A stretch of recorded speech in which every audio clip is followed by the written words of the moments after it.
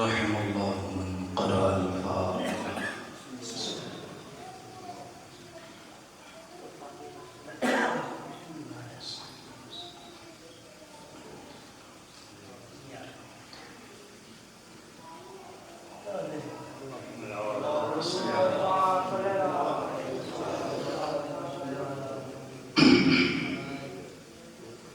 لا حول ولا قوة إلا بالله العلي العظيم.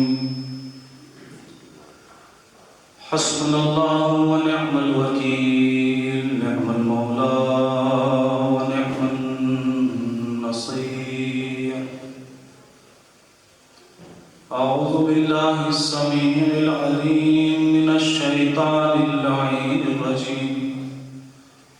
بسم الله الرحمن الرحيم. الحمد لله رب العالمين. الصلاة والسلام على أشرف الأنبياء والمرسلين،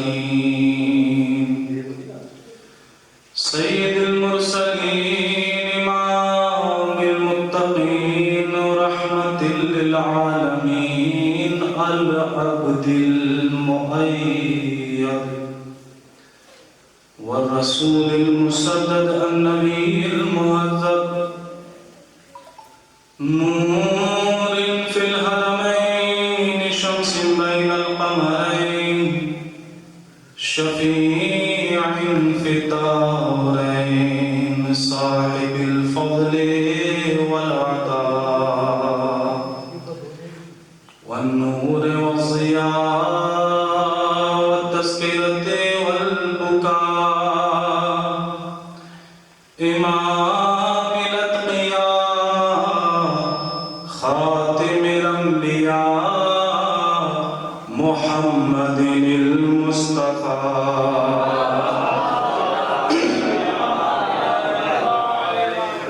المكي المدني القرشي الهاشمي المطلبي، مولانا ومقتدانا وهادينا وناصرنا بالقاسم محمد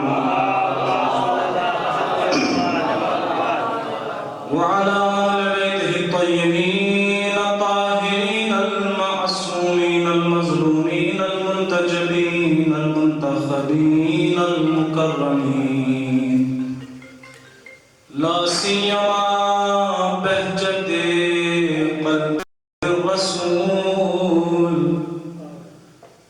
الزهراء البتول، السيدة الجليلة الجميلة، ذات الأحزان الطويلة، في المدة القليلة، وعلى بعلها والسيد المطهر والشجاع الغضنفر، أبي شبير وشبر، قاسم طوبى وسقر، الأشرف المكين، العالم المبين، ليس بني غالب، مظهر العجائب،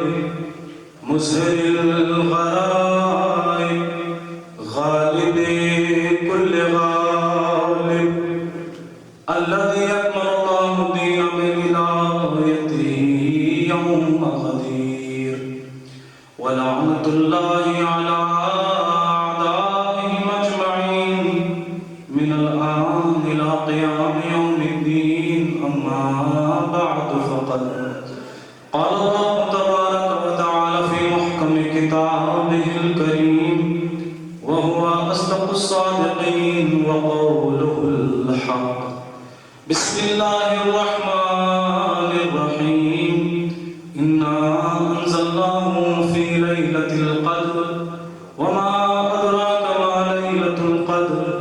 لیلۃ القدر خیر من الف شہر صلوات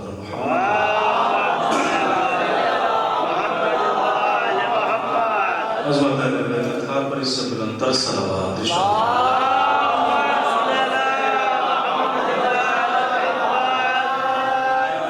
حضرات مومنین، عاشقان رسول والد رسول، بزرگان قوم و ملت، علماء ذی قار، میرے لیے بڑی شرف کی بات ہے کہ اس فرش مجلس پر میری حوصلہ افزائی کرنے کے لیے جہاں بھی بزرگان میرے جوان بھائی موجود ہیں، وہیں اس فرش ازر کی زینت بنے ہوئی علماء کرام، جو ان میں سے ہر شخص صرف ایک شخص نہیں، ایک شخصیت ہے، آپ کی بستی کی نمائندگی پورے ہندوستان اور بیرون ہندوستان میں کرتے ہیں۔ اور بہرحال میری اتنی حیثیت نہیں ہے کہ میں ان شخصیتوں کا نام لوں، بس اس علمی سلسلے کو سلسلہ الذہب کا عنوان قرار دے کر اپنی بات کو آگے بڑھانا چاہتا ہوں۔ بہرحال یہ ایام نبی گرامی کی دختر یگانہ کی شہادت کے ایام ہیں۔ صد لائق مبارکباد، صد لائق توقیر آپ حضرات ہیں کہ ایسی شان و شوکت کے ساتھ آپ ان ایام کو منا رہے ہیں، اس لیے کہ ہمارے اولاد کے 5ویں امام محمد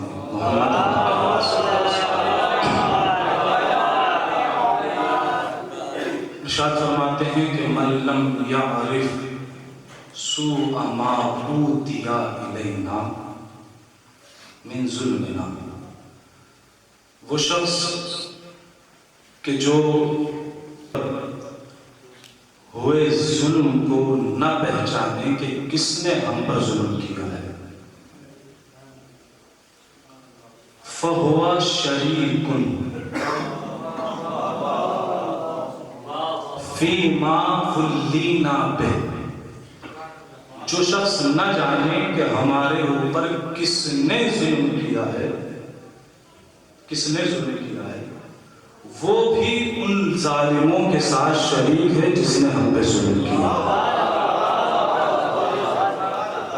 اس کا مطلب یہ ہے کہ امام کے اس قول کی روشنی میں ان ایام میں شہزادی کے قاتلوں پر تبرہ نہ کرنے والا بھی شہزادی کے قاتلوں میں شمار ہوا۔ ایک صلوات پڑھنے جو کہ بابا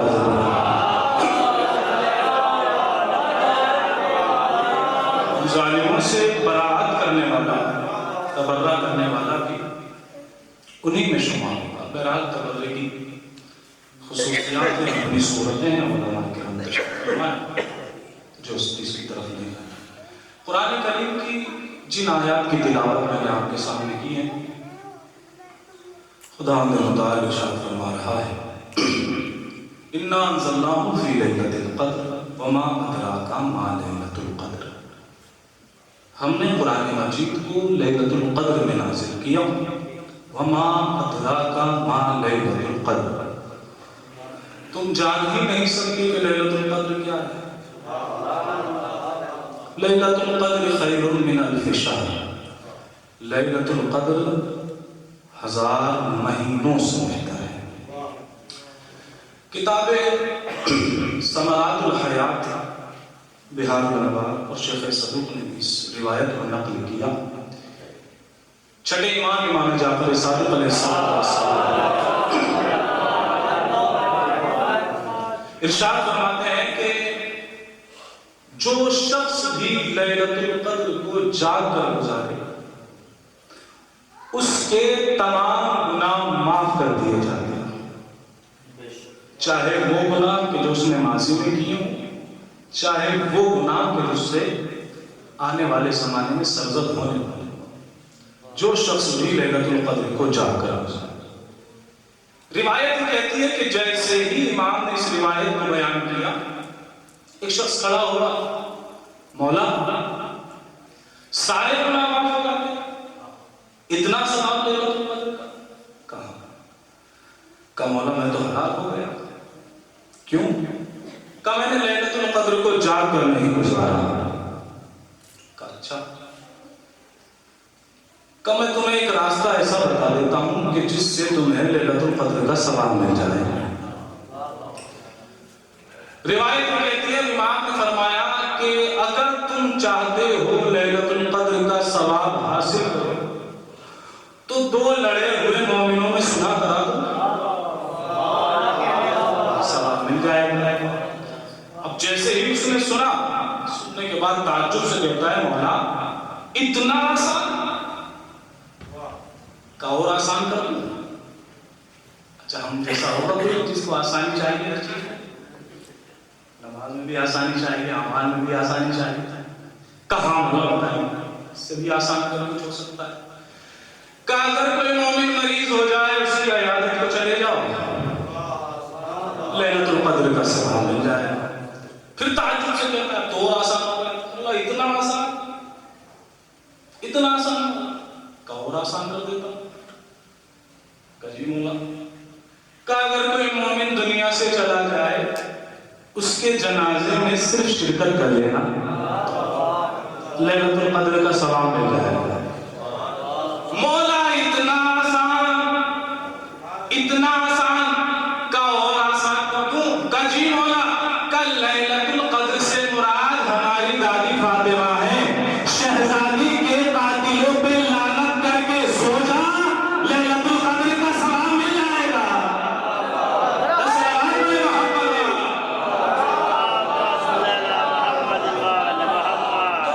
لیلۃ القدر سے مراد شہزادی، خود امام کی حدیث ہے ان لیلۃ القدر ہی فاطمہ، لیلۃ القدر اور کچھ نہیں ہے، شہزادی کے القابات میں سے ایک لقب ہے لیلۃ القدر۔ شہزادی بی بی فاطمہ لیلۃ القدر، اس کی بہت ساری وجوہات ہیں، بہت ساری یہاں پر جو مماثلات ملتی ہیں، بہرحال مجھے ان چیزوں کی طرف نہیں جانا ہے، وہ خود اپنے آپ میں ایک بحر سخار ہے کہ اس میں غرق ہونے کے علاوہ کوئی دوسرا راستہ نہیں ہے۔ تو لیلۃ القدر سے مراد کون ہے؟ بی بی کی ذات، شہزادی کی ذات گرامی ہے، لیلۃ القدر سے مراد یہ القابات ہیں شہزادی کے۔ جہاں جناب سیدہ کی بی بی طاہرہ سلام اللہ علیہا کے اتنے سارے القابات بیان کیے گئے ہیں، وہیں پر ایک لقب ہے لیلۃ القدر، لیلۃ القدر۔ اور خود خدا تعالی کے لیے بھی روایات میں آیا ہے کہ شہزادی کے اللہ کے نزدیک 9 نام ہیں، 9 نام جو ہے شہزادی کے بیان کیے گئے ہیں، اور ان 9 ناموں پہ اب تک تفسیریں لکھی جا رہی ہیں۔ ابھی بھی ان 9 ناموں پہ تفسیریں علماء اور پڑھے لکھے حضرات ان 9 ناموں پہ بحث کر رہے ہیں، گفتگو کر رہے ہیں، تفسیریں لکھی جا رہی ہیں، مقالات لکھے جا رہے ہیں، یعنی ابھی تک دنیا نام فاطمہ پہ رکی ہوئی ہے۔ ابھی تک دنیا نام فاطمہ پہ رکی ہوئی ہے، تو جب دنیا ابھی تک نام فاطمہ کو نہ سمجھ سکی تو ذات فاطمہ کو کیسے سمجھے گی؟ سلام علیہ محمد۔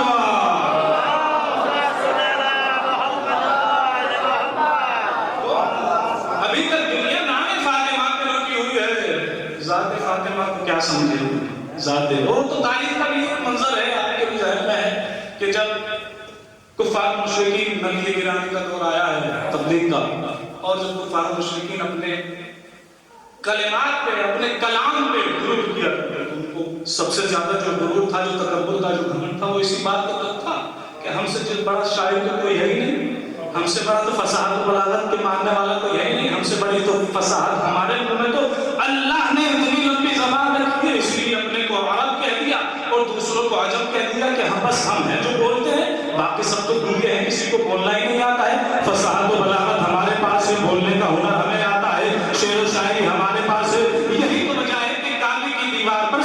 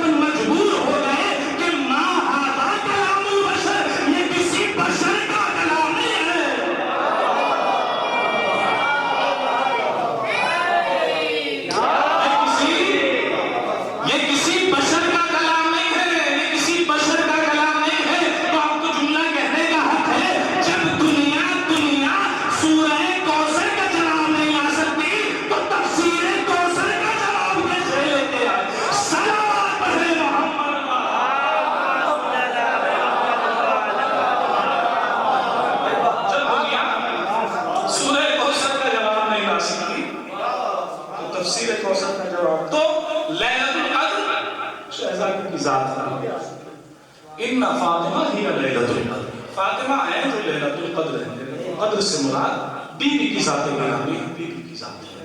لیلۃ القدر ہے. لیلۃ القدر خیر من الف شہر، یہ رات وہ رات ہے کہ جو 1000 مہینوں سے بہتر ہے. اللہ بہت توجہ فرمائیے، علماء کرام تشریف فرمائے، میری حوصلہ افزائی فرما رہے ہیں.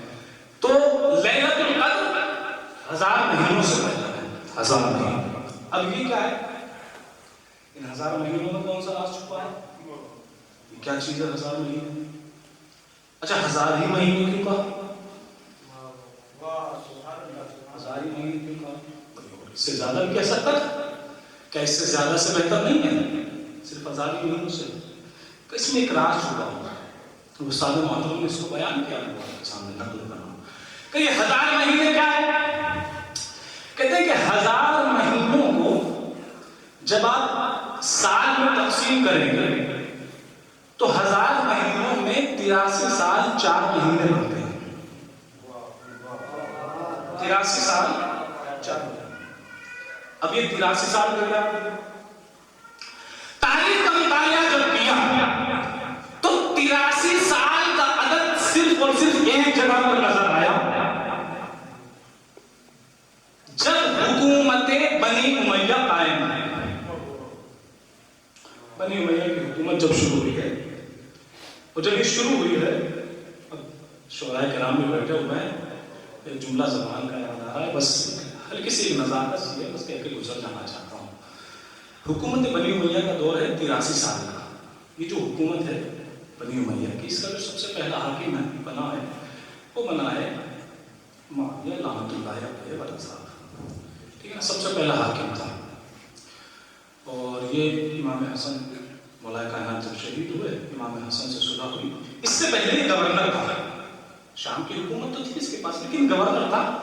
مملکت اسلامیہ کا حاکم نہیں، گورنر تھا، حاکم نہیں تھا. لیکن حاکم جو بنا ہے وہ 40 ہجری کے بعد بنا ہے، مولا کائنات کی شہادت کے بعد صلح ہونے کے بعد. تو سب سے پہلا حاکم بنا ہے کون؟ ٹھیک ہے، یہ بنا ہے. اچھا یہ حکومت کے کارنامے کیا ہے؟ صحابہ کو انہوں نے قتل کیا، اولاد رسول کو انہوں نے قتل کیا، لوگوں کو انہوں نے محبان اہل بیت کو انہوں نے دیوار میں چنوایا. مولا کائنات کے سب و شتم منبروں سے نعوذ باللہ خاتم الدین مولا کائنات کو گالیاں دی جاتی تھیں منبروں سے. 70,000 منبر اسی چیز کے لیے کہ اسی حکومت کا دور ہے جہاں صحابہ کو قتل کیا گیا، اولاد رسول کو قتل کیا گیا. یہ سارے کارنامے جو ہیں وہ اسی حکومت میں. تو اس کا سب سے پہلا حاکم کون تھا؟ عربی میں ایک مصدر استعمال ہوتا ہے، عربی گرامر کے لوگ بیٹھے ہوئے ہیں، آوا یعاوی. آوا یعاوی کہتے ہیں کہ بھوکنا. یہ حقیقت ہے، اس کو کہتے ہیں آوا یعاوی. تو اسی کے نام پہ اس کا نام رکھا گیا. سب بزرگان سے واقف ہے. تو ہاں مؤنث. تو سب سے پہلا حاکم تھا معاویہ. اس کے معنی کیا ہے آپ سب جانتے ہیں.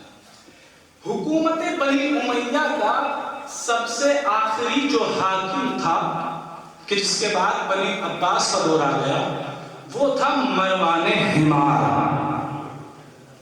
ہے نا مروان حمار. جو لوگ سعودی اور کویت میں کام کر چکے ہیں تو بڑے اچھے سمجھیں گے کہ حمار کس کو کہا جاتا ہے. کمثل الحمار یحمل اسفارا، یہ گدھے کی طرح جو وہ بس بوجھ اٹھائے ہوئے اور کچھ نہیں. تو جملہ یہ کہنا چاہتا ہوں، شعراء کرام تشریف فرمائے کا حصہ سے کہنا چاہتا ہوں، زبان کا جملہ ہے. حکومت بنی امیہ کی تنزلی کی اس سے بڑی دلیل کیا ہوگی کہ اس کا پہلا حاکم بھوکتا ہوا کتا ہے، آخری حاکم گدھا ہے. بس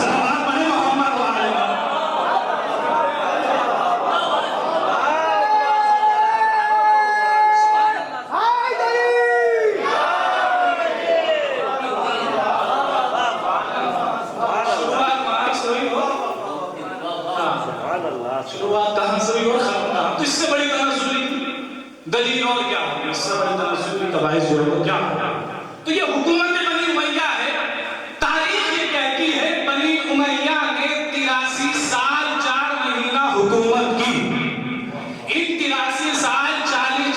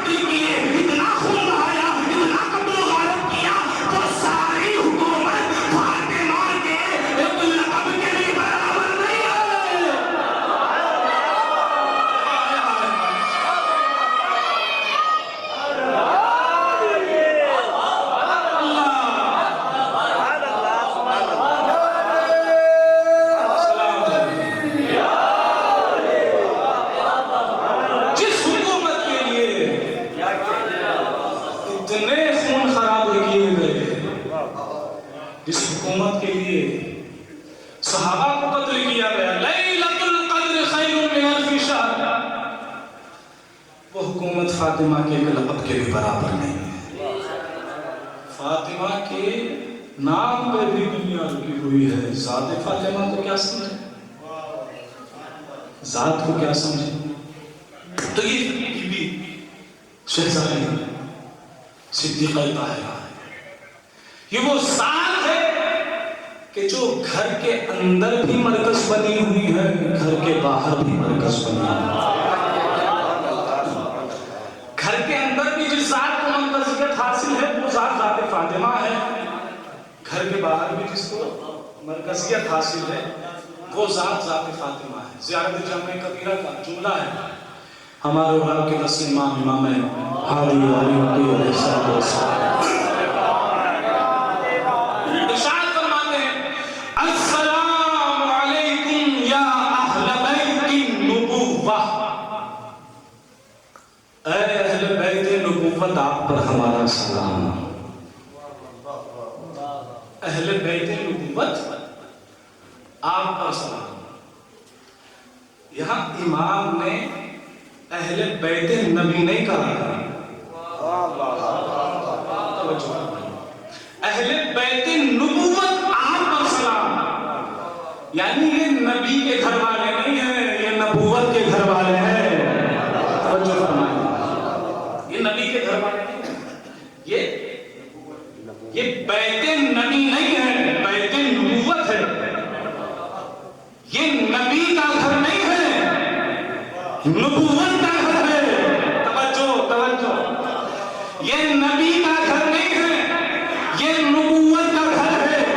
کائنات سر پٹک پٹک کے مر جاتی لیکن کبھی معلوم نہ ہوتا کہ بیت نبوت کیا ہے. توجہ, کائنات سر پٹک پٹک کے مر جاتی کبھی فیصلہ نہ ہو پاتا کہ بیت نبی کیا ہے, بیت نبوت کیا ہے. سر پٹک پٹک کے مر جاتی کبھی معلوم نہ ہوتا کہ بیت نبوت کیا ہے. اگر نبی ایک دن ایک چادر کے نیچے بیت نبوت نہ بناتے.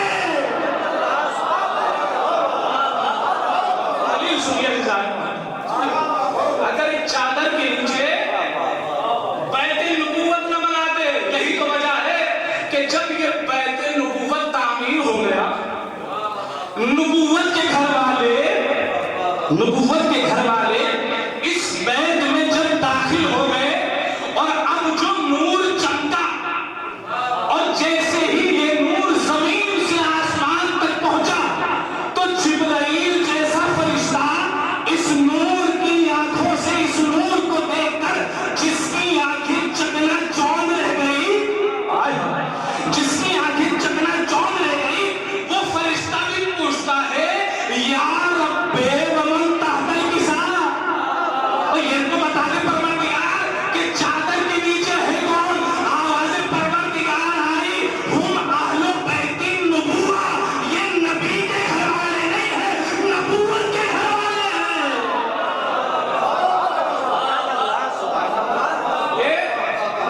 یہ نبی کے گھر والے نہیں ہیں, یہ نبوت کے گھر والے ہیں. ہم اہل بیت النبوہ ومعدن الرسالہ, ہم فاطمہ وابوہا وبالہا وبنوہا. صلوات پڑھے محمد. توجہ فرمائیں, کسی منزل تک آپ کو لا کے چلو. یہ کون ہے؟ یہ نبی کے گھر والے نہیں ہیں. کیوں؟ اس لیے کہ نبی کے گھر میں یہ جو بنا ہے نا, یہ نبوت کا گھر بنا, نبوت کا, نبی کا نہیں, نبوت کا گھر بنا. کیوں؟ اس لیے کہ نبی کے گھر میں نبی کی ازواج رہا کرتی تھی. وہ نبی کا گھر تھا جس میں ازواج رہا کرتی تھی. وہ جو نبی کا گھر تھا نا, اس میں چھوٹے چھوٹے کمرے بنے ہوئے تھے. وہ جو نبی کا گھر تھا اس کی جو چھت تھی وہ کھجور کے درخت سے اس کی چھت بنی ہوئی تھی. یہ نبی کا گھر تھا. لیکن نبوت کے گھر کی دیواریں مٹی کی نہیں تھی. 1,23,999 انبیاء کی محنتوں سے تعمیر ہوا. 1,23,999 انبیاء کی محنت سے یہ بیت نبوت تعمیر ہوا تھا، بیت نبوت تعمیر ہوا تھا، اور اسی وجہ سے جب یہ گھر تعمیر ہو چکا، جب اس میں بیت نبوت میں اہل بیت نبوت آ چکے، جب داخل ہو چکے، اور کسی بیوی نے چاہا کہ داخل ہو جاؤں، اور آنے کے بعد کہا یا نبی اللہ اجازت ہے، اور میں آپ کو بتا دوں یہ جو نبی کی بیوی تھی یہ بڑی فرما بردار بیوی تھی، یہ نبی کی اطاعت گزار بیوی تھی، یہ نبی کی اطاعت گزار بیوی تھی۔ جیسے ہی آئی ہے چادر کے نزدیک اور آنے کے بعد کہا کہ نبی اللہ ہمیں بھی اجازت دیجیے، ہم بھی بیت نبوت میں داخل ہو جائیں، ہمیں بھی اجازت ہے۔ نبی نے فرمایا تمہارا بڑا مقام ہے، تمہاری بڑی عظمت ہے، لیکن یاد رکھنا تم بیت نبی میں تو رہ سکتی ہو، بیت نبوت میں نہیں رہ سکتی۔ اور جو فرمایا تم بیت نبی میں تو رہ سکتی ہو، بیت نبوت میں نہیں رہ سکتی۔ میں نے آپ کی خدمت میں عرض کیا یہ نبی کی فرما بردار بیوی تھی، نبی کی اطاعت گزار بیوی تھی، نہیں پہنچے آپ؟ نبی کی فرما بردار بیوی کو نبی نے بیت نبوت میں شامل نہ کیا، نبی کی فرما بردار بیوی کو نبی نے بیت نبوت میں شامل نہ کیا۔ تو ہمارا جب ایک فرما بردار بیوی بیت نبوت میں نہیں آ سکتی تو جو بیوی نافرمان ہو، سلام علیکم محمد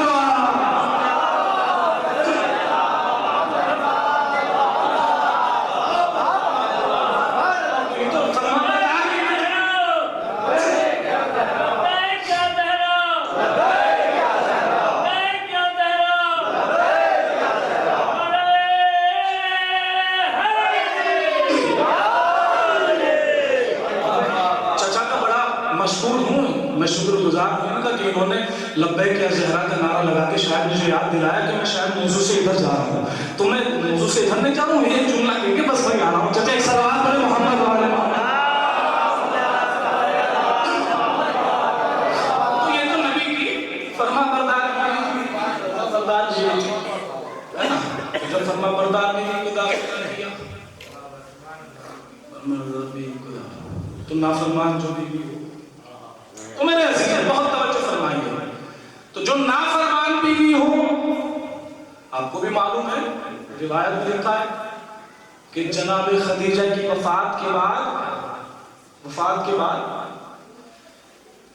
کسی نے 9 لکھا، کسی نے 11 لکھا، 13 کی روایت ہے کہ نبی کے 13 بیویاں تھیں، لیکن سب جناب خدیجہ کے بعد تھی،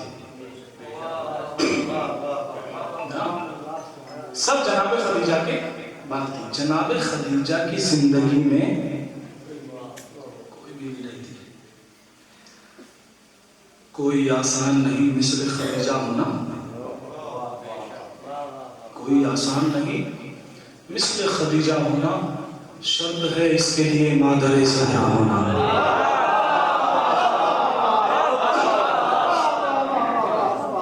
جب تک جناب خدیجہ نہیں تو کوئی اور بیوی نہ تھی۔ نبی بارہا یاد کیا کرتے تھے جناب خدیجہ کو، وفات کے بعد جناب خدیجہ کی بے پناہ یاد کیا کرتے تھے۔ کیوں؟ اس لیے کہ خدیجہ محسن اسلام، جس نے اسلام کے لیے اپنا سب کچھ لٹا دیا، اور اللہ کو بھی جناب خدیجہ کی یہ ادا نہ جانے کتنی پسند آئی۔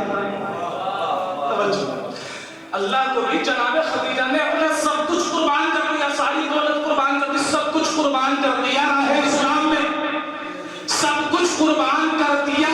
جناب خدیجہ نے اللہ کو نہ جانے کتنی زیادہ پسند آئی کہ ادھر جناب خدیجہ نے سب کچھ قربان کیا، ادھر اللہ نے اپنا سب کچھ زہرا کی شکل میں خدیجہ کی آغوش میں دے دیا۔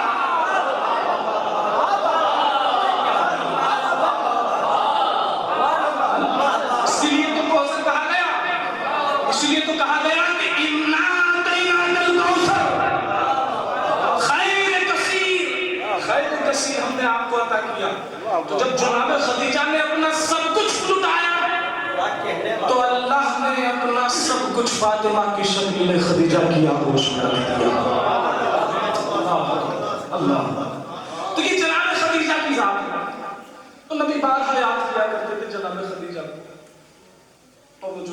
رسول کے گھر میں اتنی ساری بیویاں جہاں تھیں، ہاں ایک دو ایسی بھی تھیں کہ جن کے ہاں دل پہ بڑا سخت گزر جاتا تھا۔ روایت میں لکھا کہ ایک دن، توجہ میرے عزیزوں، ایک دن نبی گھر میں داخل ہوئے، جناب خدیجہ کے وجود کو محسوس کیا۔ جیسے ہی جناب خدیجہ کے وجود کو محسوس کیا تو ایک مرتبہ جو بیوی تھی،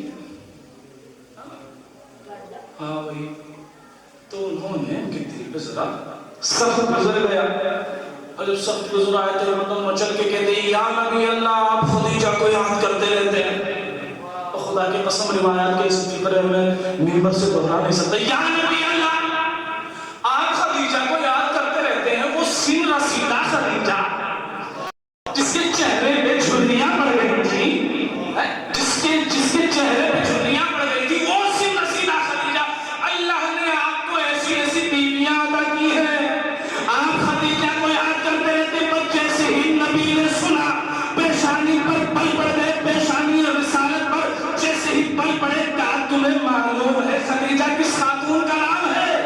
توجہ میرے سے بہت توجہ، کہا تمہیں معلوم بھی ہے خدیجہ کس خاتون کا نام ہے؟ خدیجہ کس خاتون کا نام ہے؟ اب نبی نے فرمایا آمنت بھی وکفر الناس، خدیجہ مجھ پہ اس وقت ایمان لائی کہ جب سب کافر تھے۔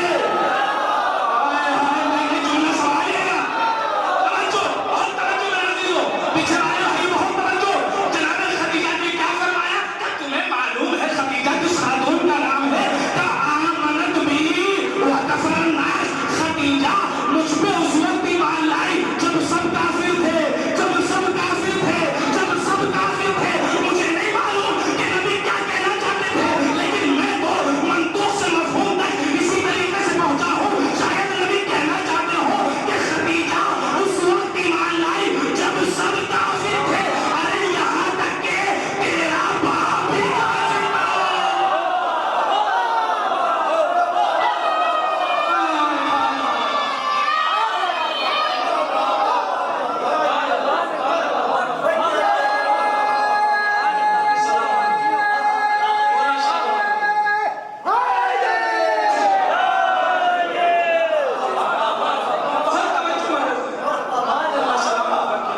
خدیجہ اس وقت ایمان لائی، نہیں معلوم کیا مطلب ہے جملے کا، میں تو منطوق سے مفہوم نکال رہا ہوں، شاید نبی بتا دینا چاہتے ہیں خدیجہ اس وقت ایمان لائی تمہارے ابا بھی کافر تھے، اس وقت ایمان لائی۔ تو جناب خدیجہ کی ایسی عظمت تھی نبی کرام کے نزدیک، اور امام بخاری نے تو صحیح بخاری میں یہاں تک لکھ دیا کہ جناب خدیجہ کی، توجہ میں ایسے بہت قیمتی جملہ دینے جا رہا ہوں، جناب خدیجہ کی وفات کے بعد جب بھی نبی کو کوئی تحفہ ملتا تھا، جناب نبی گرامی جناب خدیجہ کا حصہ الگ نکال دیا کرتے تھے۔ بڑی آسانی سے سنا، آگے کا جملہ آنے والا ہے، ذرا اس کو سنبھالیے گا۔ جناب امام بخاری نے لکھا صحیح بخاری میں کہ جب بھی نبی کو کوئی تحفہ ملتا تھا تو نبی جناب خدیجہ کا حصہ الگ نکال دیا کرتے تھے۔ اس کا مطلب میرے عزیزو یہ ہے کہ امام بخاری بھی اس بات کے قائل ہے کہ خدیجہ کی وفات کے بعد بھی خدیجہ کا حصہ باقی رہا۔ محسوس کیا آپ نے؟ نہیں محسوس کیا آپ نے؟ خدیجہ کی توجہ، خدیجہ کی وفات کے بعد بھی خدیجہ کا حصہ باقی رہا۔ امام بخاری، ارے تمہیں شک نہیں آئی، ماں کا حصہ تو مرنے کے بعد بھی باقی رہا، بیٹی کا حصہ۔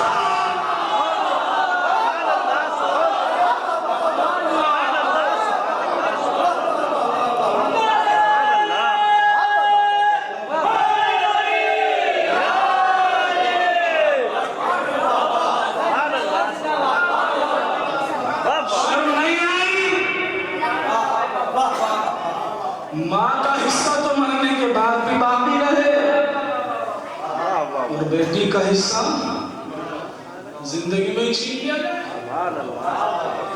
نہیں آتی، تو ماں کا حصہ تو باقی رہا، اور بیٹی کا حصہ قبضہ کرنے میں اتنی جلدی کی کہ علامہ ابن ابی الحدید معتزلی یہ کہتے ہیں کہ جیسے ہی یہ خلیفہ اول خلیفہ بنا ہے اس کے 10-15 دنوں کے اندر ہی یہ قبضہ کر لیا گیا تھا. یہ قبضہ ہو چکا تھا فدق. تو ماں کا حصہ مرنے کے بعد بھی باقی رہے, بیٹی کا حصہ لکھا ہے. خود ام المومنین بقول عرف عام ہے نا, کہ اس لیے کہ ہماری ماں تو جناب خدیجہ ہیں,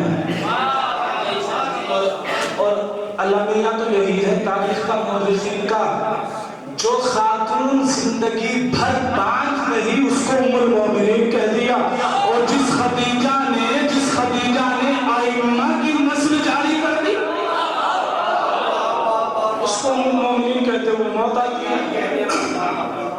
جس کی گود ساری زندگی نہ بھر سکی, جو کبھی ماں نہ بن سکی, اس کو کہہ رہے ہیں مومنین کی ماں, یہ مومنین کی ماں.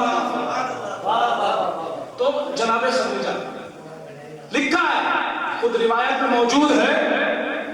روایت کہتی ہے کہ جیسے ہی صدیقہ طاہرہ کو اس بات کا علم ہوا کہ فدق پر قبضہ کر لیا گیا, شہزادی پہنچی خلیفہ اول کے پاس, اور اب جانے کے بعد توجہ فرمائیے میرے سے, جانے کے بعد صدیقہ نے 3 دلیلوں سے اپنے حق کو ثابت کیا. 3 دلیلوں سے. سب سے پہلا علماء کرام تشریف فرمائے, بزرگان دلیل تشریف فرمائے. سب سے پہلا قاعدہ علویت ہے, دوسرا قاعدہ ہبہ, اور تیسرا ہے قاعدہ ارث. جب پہنچی ہے شہزادی تو جانے کے بعد سب سے پہلے قاعدہ علویت کا سہارا لیا. ابھی قاعدہ علویت کیا ہے؟ قاعدہ علویت یہ کہتا ہے کہ جو چیز جس کے تصرف میں ہے وہ اس کا مالک ہے.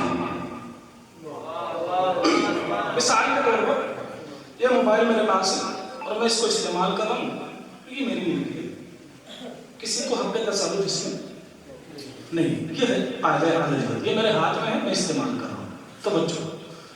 تو شہزادی نے جانے کے بعد سب سے پہلے اسی چیز کا سہارا لیا. فرمایا بیوی نے, یا ابن ابی قحافہ, یہ بتا تو نے کیوں میرے مال میں تصرف کیا جب فدق میرا مال تھا. بہرحال رد کر دیا گیا. دوسرا قدم شہزادی نے اٹھایا, قاعدہ ہبہ. بی بی فرماتی ہے اننا, روایت کہتی ہے اننا فدقہ وہبہا لی رسول اللہ. اور دیکھیے یہاں بھی شہزادی نے یہاں یہ فرمایا ہے کہ فدق کو رسول نے مجھے ہبہ کیا, یہ نہیں کہا میرے باپ نے مجھے ہبہ کیا. میں غور کر رہا ہوں, رسول نے ہبہ کیا ہے, میرے بابا نے ہبہ نہیں کیا. اور جیسے ہی کہا کہ ہبہ کیا, تحفہ میں دیا, جیسے ہی کہا اب اس نے گواہ مانگے, اور اب جو ہے شہزادی گواہ کے طور پر مولا کائنات اور جناب میمن کو لے کر گئی. دونوں شخصیتوں میں, اور یہ دونوں شخصیتیں اتنی عظیم شخصیتیں ہیں کہ جناب میمن کے لیے ملتا ہے کہ شہزادی کی وفات کے بعد جب جناب میمن مدینے سے جا رہی تھی تو راستے میں ایک صحرا میں جناب میمن کو پیاس کی حاجت ہوئی. دور دور تک پانی نظر نہیں آیا تو جناب میمن نے آسمان کی طرف رخ کر کے کہا, پروردگار تجھے فاطمہ کی کنیز کا واسطہ, میں فاطمہ کی کنیز ہوں, میں پیاسی ہوں. روایت کہتی ہے اسی وقت شہزادی جب جناب میمن کے لیے پانی فراہم ہوا ہے, اس پانی کو جیسے ہی جناب میمن نے نوش کیا ہے, اس پانی کو پینے کے بعد 7 سال تک جناب میمن زندہ رہی, لیکن 7 سال تک کبھی بھی نہ بھوک کا احساس ہوا, نہ پیاس حسب احساس ہوا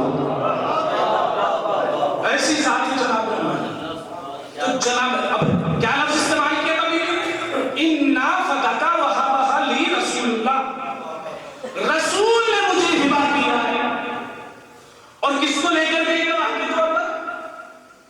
مولا کائنات اور جناب ام ایمن.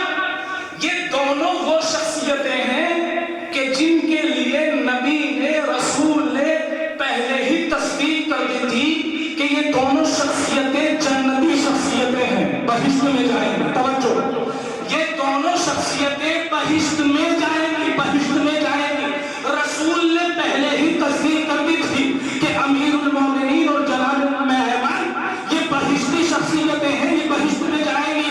اس کا مطلب میرے عزیزو یہ ہے کہ جو شخص بھی علی کو یا ام ایمن کو جھٹلائے گا وہ علی یا ام ایمن کو نہیں جھٹلا رہا ہے، بلکہ رسالت کو جھٹلا رہا ہے، نبوت کو جھٹلا رہا ہے، رسول کو جھٹلا رہا ہے. نہیں توجہ کی آپ نے؟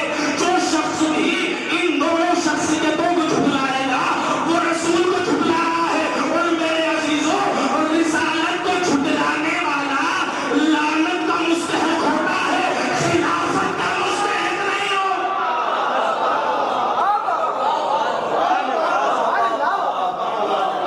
تو جھٹلا دیا گیا. اب شہزادی نے تیسرا قدم، بہت توجہ، تیسرا قدم کیا؟ قاعدہ ارث. اب فرماتی بی بی یبن علی قحافہ، او ابو قحافہ کے بیٹے، افی کتاب اللہ انتریسا اباک والا اریسا بھی. مجھے یہ بتا کیا قرآن مجید میں کہیں لکھا ہے کہ تو اپنے باپ کا وارث بنے، میں اپنے بابا کی وارث نہ بن؟ اب اس نے پلٹ کر ایک حدیث سنا. کیا؟ نحنو معاشر الانبیاء لا نرثو ولا نورثو. ہم گروہ انبیاء ہیں اور انبیاء نہ وارث بنتے ہیں اور نہ بناتے ہیں. وَكُلُّ مَا تَرَكْنَا صَدَقَةٌ. اور ہم جو بھی چھوڑ کر جا رہے ہیں وہ کیا ہے؟ صدقہ ہے. ٹھیک ہے، صدقہ ہے. اتنی بات ہو گئی. جیسے اس نے حدیث سنائی، شہزادے نے قرآن کی آیت سنائی. اچھا، بسم اللہ الرحمن الرحیم وَوَرِثَ سُلَيْمَانُ داؤد. سلیمان نے داؤد کو اپنا وارث بنایا. سلیمان بھی نبی، داؤد بھی نبی. اچھا، پھر حدیث سنا نہ ہم معاشر الانبیاء، نہ ہم وارث بنتے ہیں نہ بناتے ہیں. شہزادے نے پھر قرآن کی آیت سنائی. جناب یعقوب نے دعا کی، پروردگار ایک وارث عطا کر دے، یرثنی و یرث من آل یعقوب، جو میرا بھی وارث بنے اور آل یعقوب کا بھی وارث بنے. آیت سنائی، پھر حدیث سنا دی. بڑا حقی تھا وہ. حدیث سنائی، ہم نہیں بنتے وارث نہ بناتے ہیں، گروہ انبیاء آپ کے بابا کی حدیث. شہزادی نے پھر آیت سنائی. پھر شہزادی نے ایک اور آیت سنائی. کیا؟ فَلِلذَّكَرِ مِثْلُ حَظِّ الْأُنثَيَيْنِ. جب بھی وراثت تقسیم ہوگی تو مرد کو عورت کے دو برابر ملے گا، دو برابر ملے گا. اس نے پھر حدیث سنائی. شہزادی پھر آیت سنائی ہے. ارے شہزادی یہ حدیث سنا رہا ہے، ہو سکتا ہے اس کے کان حدیث کو سننے کو ترس رہے ہو، کوئی حدیث سنا دیجیے. آپ اسے قرآن کی آیت ہی کیوں سنا رہی ہے؟ آیت پہ آیت کیوں سنا رہی ہے؟ اسے کوئی حدیث سنانی ہے جب نہیں. شہزادی کی آواز آئے، نادان میں ان کے مزاج سے واقف ہوں. کل جب میرے بابا کوئی حدیث لکھنا چاہ رہے تھے تو انہوں نے کہہ دیا تھا حسبنا کتاب اللہ، حسبنا کتاب اللہ، حسبنا کتاب اللہ. ہمیں تو قرآن کی آیت لے کر آئیے، ہمیں تو کتاب کافی ہے، ہمیں تو قرآن کافی ہے، ہمیں تو آیتیں کافی ہے.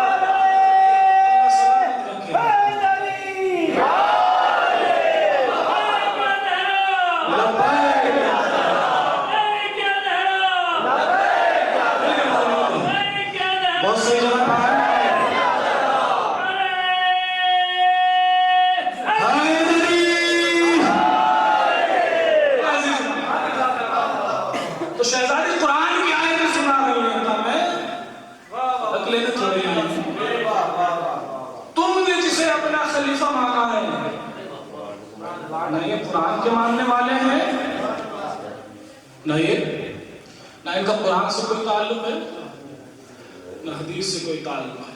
اچھا حدیث بھی سنائے تو جھوٹی. چلیے 1% بھی بہت زیادہ ہوتا ہے نا. مان لیتے ہیں حدیث کا اچھا بنائی بھی تو ہے نا. بنائی بھی تو ایسی بھی اس بھی پھنس گئے. ہاں اب جب باب علم سے رابطہ نہیں ہوتا ہے تو پھر ایسے ہی ہوگا.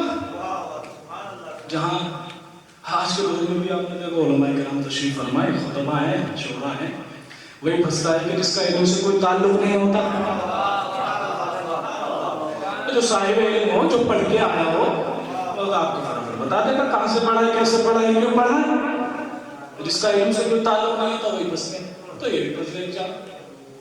کیا ہم نوارث بنتے ہیں نوارث بناتے ہیں. وَكُلُّ مَا تَرَكْنَاهُ صَدَقَةٌ ہم جو بھی چھوڑ کر جائیں وہ صدقہ ہے. شہزادی نے اپنے دشمن کو کس دو راہے پہ لا کے کھڑا کیا. کس دو راہے پہ لا کر کھڑا کیا. اگر کہیں کہ حدیث چھوٹی ہے تو پھر یہ غاصب ہے اور اگر مان بھی لیا جائے تو غاصب. اگر مان بھی لیا جائے تو اس کا مطلب یہ ہے کہ یہ سب کچھ صدقہ ہے اور قرآن یہ کہتا ہے انما الصدقات للفقراء صدقہ فقیروں کو دیا جاتا ہے. تو شہزادی نے کس دو راہے پر لا کر کھڑا کیا. اگر جھوٹی حدیث ہے تو یہ غاصب ہے. اگر حدیث صحیح ہے تو پھر مانو کہ یہ جو تخت حکومت پر بیٹھا ہے یہ کوئی اور نہیں ہے بلکہ فقیر ہے. اور میرے عزیزوں فقیر کو حق نہیں ہوتا کہ وہ خلیفہ بن جائے.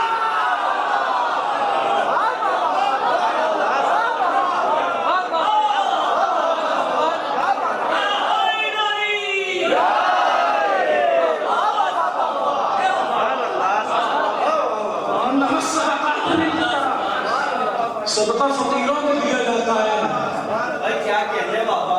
اور فقیر کہاں سے حاکم بن گیا بھائی. جو خود ہی بھکاری ہو وہ اسلام کو کیا دے گا. خود ہی بھکاری. تو شہزادی نے ایسے دو راہے پر لا کر کھڑا کیا اپنے دشمن کہ نا ادھر ہونا ادھر. مانو جھوٹی ہے حدیث غاصب تو تم ہوئی. اور اگر تمہاری زبان سے مان بھی لے کہ یہ حدیث صحیح ہے پھر کہو کہ تم فقیروں کی فہرست میں. اور اگر فقیروں کی فہرست میں نہ ہوتے تو پھر کبھی قبضہ نہ کرتے. قبضہ نہ کرتے. غیرت مند ہوتے تو شہزادی سے جا کے مانگ لیتے. تو شہزادی نے اپنے دشمنوں کو ایسے موڑ پہ لا کے کھڑا کیا. بہت توجہ میرے عزیز و شاید آخری منزل مجلس کی. شہزادی نے ایسے موڑ پہ لا کر کھڑا کر دیا اپنے دشمنوں کو. یہ تھا پہلا دشمن. بہت توجہ صاحبان علم و فہم تشریف فرما ہے. بڑا عظیم ایک خلاصہ کرنے کی کوشش کر رہا ہوں. لکھا ہے بڑی بڑی کتابوں میں لکھا ہے. ذہبی نے بھی اپنی کتاب میں لکھا ہے. سنت کے بڑے معتبر عالم مانے جاتے ہیں. کہتے ہیں بہت توجہ کہتے ہیں اننا عمر رفض فاطمہ حتی اسمتت بمحسن. مسائل کی منزل نہیں بس ایک فکر کے نام. روایت کہتی ہے اہل سنت کی کتابوں میں لکھا ہے کہ دوسرے خلیفہ نے شہزادی کو پیر سے اذیت اور جناب محسن کی شہادت ہو گئی. اہل سنت کی بہت ساری کتابوں نے اس کو لکھا ہے نقل کیا ہے. اعتراف کیا اس بات کا. یہ روایت اپنے ذہن میں محفوظ کر لیجیے. توجہ میرے عزیزوں، میرے جوانوں. اذیت دی اس میں علامہ ابن ابی الحدید معتزلی اپنی کتاب میں لکھتے ہیں، یہ بھی اہل سنت کے عالم ہیں. وہ یہ کہتے ہیں کہ جس وقت نبی مکہ سے مدینہ گئے ہیں، اب جب نبی کے گھر والے جا رہے ہیں تو اس قافلے میں ایک خاتون تھی جس کا نام تھا زینب. یہ جو زینب تھی یہ جناب خدیجہ کی بھانجی تھی، جناب حالہ کی بیٹی، جو ازدواج کے بعد جناب خدیجہ کے ساتھ نبی کے گھر آ گئی تھی. نبی کے گھر آ گئی. روایت کیا کہتی ہے؟ پہلے سے اس نے اذیت بھی میں ہو گیا اور جناب محسن کی شہادت ہو گئی. روایت علامہ ابن ابی الحدید معتزلی کہتے ہیں کہ جب یہ قافلہ جا رہا تھا تو جناب زینب مکے سے جا رہے تھے مدینہ، تو اس وقت زینب حاملہ تھا. کچھ کفار و مشرکین آئے اور انہی میں ایک ملعون تھا غبار ابن اسود. اس نے قافلے کے نزدیک آ کر اس قافلے کو ڈرانا چاہا، جو ناطق تھے ان کو ڈرانا چاہا. علامہ ابن ابی الحدید معتزلی یہ کہتے ہیں کہ اسی ملعون غبار نے ایک تیر زینب کے ناطے کی طرف پھینکا. بہت توجہ. جیسے ہی وہ تیر ناطے کی طرف گیا، زینب ڈری، خوف ہوا. اس خوف کی بنا پر جو بچہ شکم میں تھا وہ ساقط ہو گیا. یہ قافلہ مدینے پہنچا. مدینے جیسے ہی پہنچا رسول کے سامنے سارا ماجرا بیان کیا گیا. رسول کے سامنے جیسے ہی ماجرا بیان ہوا کہ غبار ابن اسود نے تیر چلایا، اس کے خوف سے بچہ شہید ہو گیا. بچہ شہید ہو گیا اس کے خوف سے. اب رسول نے یہ حکم صادر کیا کہ غبار ابن اسود کو جہاں بھی دیکھو اسے قتل کر دو. غبار ابن اسود کا قتل کرنا جائز ہے، حلال ہے. اس کا قتل، اس کو قتل کرنا جائز ہے. میں اب خطابت نہیں کر رہا. علامہ ابن ابی الحدید معتزلی یہ کہتے ہیں کہ میں اس واقعے کو لے کر اپنے استاد ابو جعفر نقیب کے پاس پہنچا. توجہ. اور جیسے ہی ان کے پاس پہنچا میں نے اس واقعے کو اپنے استاد کو سنایا. اور جب سنایا تو میرے استاد یہ کہتے ہیں کہ میں اس واقعے کو پڑھنے کے بعد اس نتیجے پر پہنچا ہوں کہ جس طریقے سے کل رسول نے غبار ابن اسود کے قتل کو جائز کر دیا تھا، اگر رسول فاطمہ کے زمانے میں زندہ ہوتے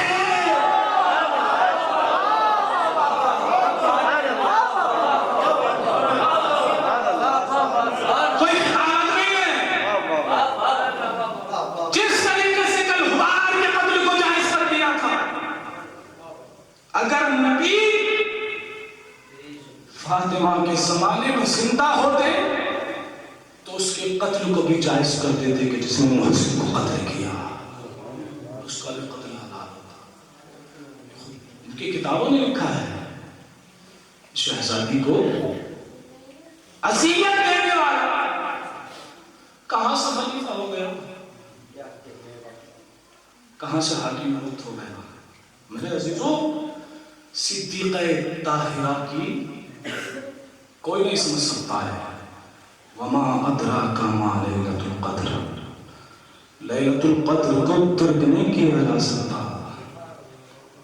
اس کی عظمت کیا ہے کون سمجھ سکتا ہے. کس میں اتنی ہمت ہے کہ جو برداشت کر لے. خدا کی قسم یہ تو بڑی کہیں پر کسی موقع پر کوئی بات آ جاتی ہے بڑی احتیاط کرنا پڑتی ہے. تو فرمائیے گا وگرنہ شہزادی کے لیے روایت میں ملتا ہے ما تکاملت النبوۃ. لِلنَّبِيٍّ حَتَّى أَقَرَّ بِفَضْلِ فاطمہ، کسی نبی کی نبوت تب تک مکمل ہوئی نہیں جب تک اس نے فاطمہ کی فضیلت کا اقرار نہ کیا۔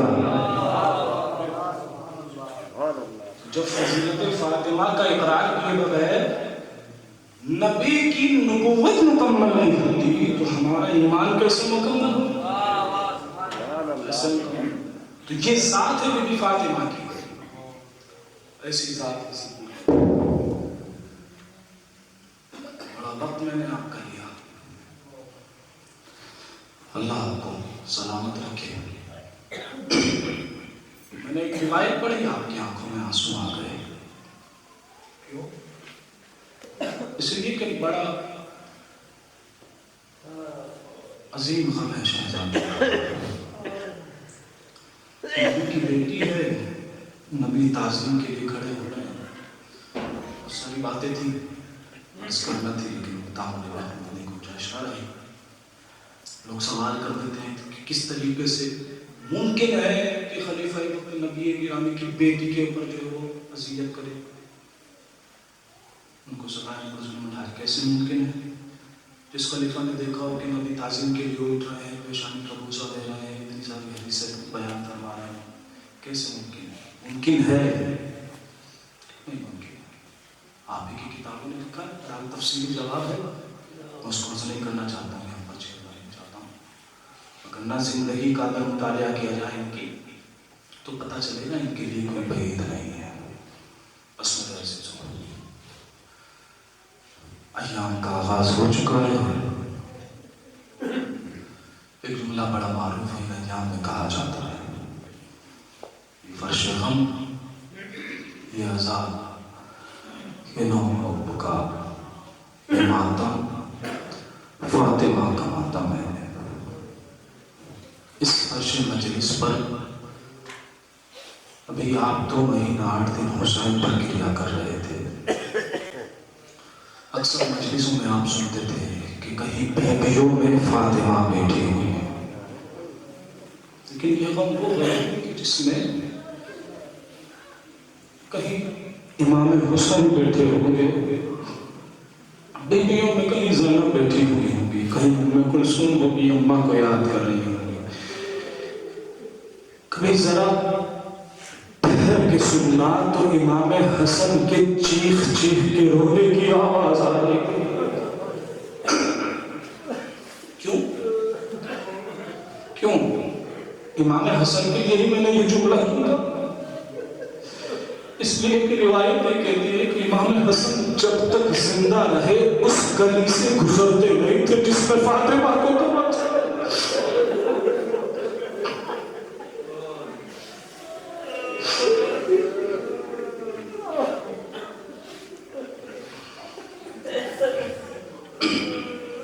خاتون کا جو وجود ہے انسیت سے بھرا وجود ہے، محبت سے بھرا وجود ہے، وہ عطوفت اور وہ محبت اور وہ انسیت جو خاتون کے دل میں اللہ نے رکھی ہے۔ واقعہ ہے، گھر میں اختلاف ہو جاتا ہے، میاں بیوی کا اختلاف ہو جاتا ہے، میاں بیوی میں آپس میں اختلاف ہوا، اللہ نہ کرے کبھی ہمارے گھر میں وہ منزل آئے کہ ہم اپنے گھر کی ناموس پر ہاتھ اٹھائیں، تو میاں بیوی میں اختلاف ہوا، اختلاف شدید ہوا، شدت پائی اختلاف ہوا، شوہر نے اپنی بیوی کے منہ پہ تماچا مار دیا، گھر سے باہر چلا گیا، بیوی تھی دن بھر روتی رہی، شام کا وقت ہوا، اس شوہر کو اپنی غلطی کا احساس ہوا، باہر سے ایک چھوٹا سا کچھ تحفہ لیا، بیوی کے پاس آیا اور آنے کے بعد کہتا ہم شرمندہ ہیں، ہمیں معاف کر دینا، ہم سے غلطی ہو گئی، توجہ ذرا محسوس کیجیے گا بات، ہم سے غلطی ہو گئی، معاف کر دینا، محبت سے بھری تھی، انسیت سے بھری تھی، معاف کر دیا۔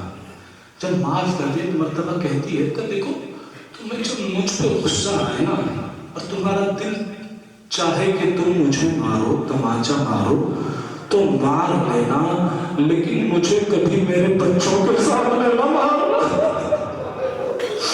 ارے جب سے تم گئے ہو یہ میری بچی ہے، ارے بار بار میرے چہرے پہ رخسار کو مل کے کہہ رہی ہے اماں کہیں درد تو نہیں ہو رہا نا اماں، ارے بابا نے سخت تماچا مارا ہے، ہائے حسن مشتبہ کی قربان۔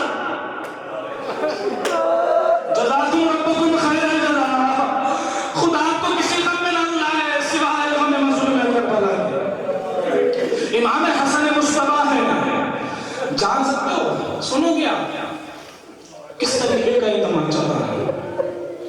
آیت اللہ نجم الدین طبرسی میں شہادت نہیں پڑھنا چاہتا، بڑا ایام ہے لیکن قیامت کی روایت اور خدا کی قسم دل پھٹ جاتا ہے۔ اور یقین ہے اس 10 دنوں میں جب آپ اس روایت کو، یہ روایت آپ کے ذہن میں خطور کرے گی، آپ اپنے آپ کو سدھار نہیں سکیں گے۔ آیت اللہ نجم الدین طبرسی نے اپنی کتاب میں اس روایت کو لکھا ہے کہ جب نبی کی بیٹی دنیا سے جا چکی، میں نے کہا میں شہادت نہیں پڑھ رہا ہوں، زہرا کی مصیبت ہی اتنی ہے۔ کہتے ہیں کہ جب نبی کی بیٹی کو دفن کر دیا گیا، رات کے سناٹے میں کسی کو معلوم نہ ہوا، دفن کرنے کے بعد آ رہے تھے، ایک مرتبہ جناب مقداد جب مسجد نبوی کی طرف چلے تو کیا دیکھا، شیخین آ رہے ہیں، شیخین آ رہے ہیں۔ پوچھا مقداد ذرا محسوس کرنا خدا کی قسم، آپ اولاد زہرا ہیں، ذرا محسوس تو کرو تمہاری ماں کے اوپر کیا کیا ظلم ہوئے۔ سادات ہیں نا آپ، سادات ہیں آپ، اولاد زہرا ہیں۔ مقداد اس راحت کی سناٹے میں کہاں سے آ رہا ہے؟ شیخ دوم نے پوچھا مقداد اس رات کے سناٹے میں کہاں سے آ رہے ہو؟ کہ نبی کی بیٹی کو دفن کر کے آ رہے۔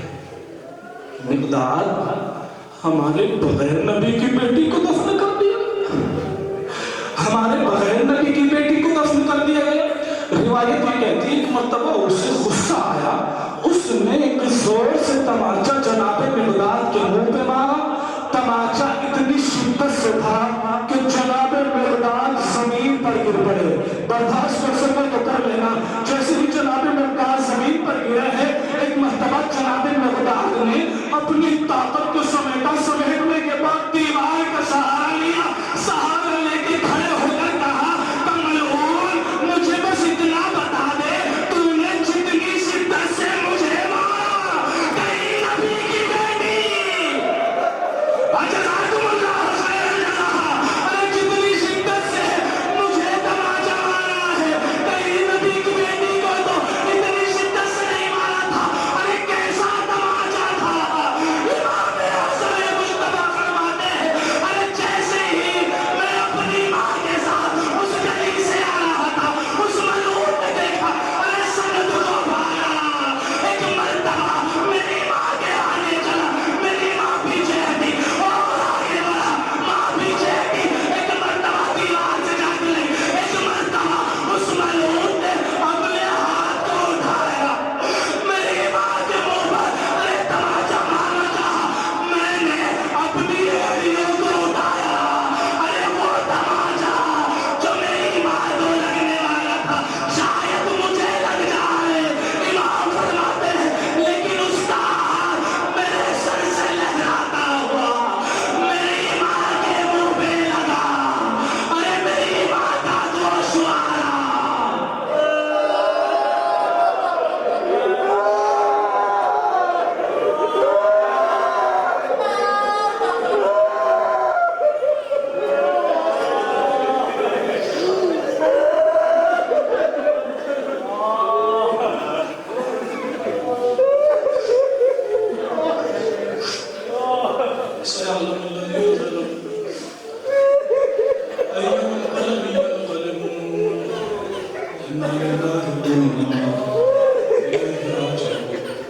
بذنب قضائه وتسليما لأمره مات صديق طاهر۔